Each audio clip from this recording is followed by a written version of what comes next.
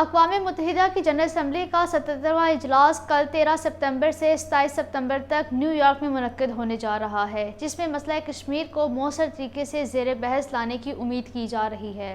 تنازع کشمیر اقوام متحدہ کے ایجنڈے پر ایک دیرینہ تنازع کے طور پر موجود ہے اور اقوام متحدہ اپنی قراردادوں کے مطابق تنازع کشمیر کے حل میں مدد کا اخلاقی اور قانونی طور پر پابند ہے۔ پاکستان نے پھر ایک بار اقوام متحدہ کے اجلاس میں مسئلہ کشمیر کو پوری شدت سے اجاگر کرنے کا منصوبہ بنایا ہے۔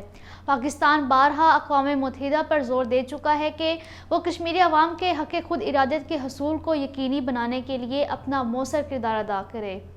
پاکستان مقبوضہ جموں و کشمیر میں رائے شماری کے انعقاد تک کشمیری عوام کی سیاسی، اخلاقی اور سفارتی حمایت جاری رکھے گا۔ اقوام متحدہ کو تنازع کشمیر پر اپنی قراردادوں پر عمل درآمد کے لیے اپنی کوششوں میں مزید اضافہ اور مقبوضہ کشمیر میں انسانی بحران سے نمٹنے کے لیے اقدامات کرنے چاہئیں۔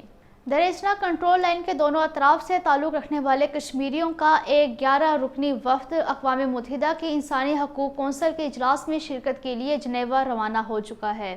کشمیری وفد عالمی برادری کو بھارتی حکومت کے مظالم سمیت ان مذموم منصوبوں اور کشمیر دشمن پالیسیوں سے بھی آگاہ کرے گا، جن کا مقصد مقبوضہ جموں و کشمیر میں آبادی کا تناسب تبدیل کرنا ہے۔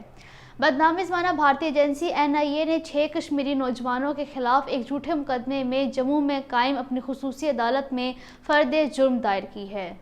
گاندربل میں قائم فوجی کیمپ میں ایک بھارتی فوجی حرکت قلب بند ہونے سے دم توڑ بیٹھا، جبکہ لداخ میں دوران تربیت پیراشوٹ نہ کھلنے سے ایک بھارتی پیرا کمانڈو بھی ہلاک ہوا ہے۔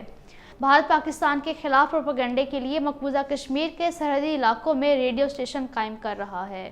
نائب امیر جماعت اسلامی ہند پروفیسر محمد سلیم انجینئر نے کہا ہے کہ بھارت اس وقت اپنی تاریخ کے اہم موڑ پر کھڑا اور فضائی طاقتیں اپنے مخصوص نظریے کو مسلط کرنے کے لیے کوشاں ہیں۔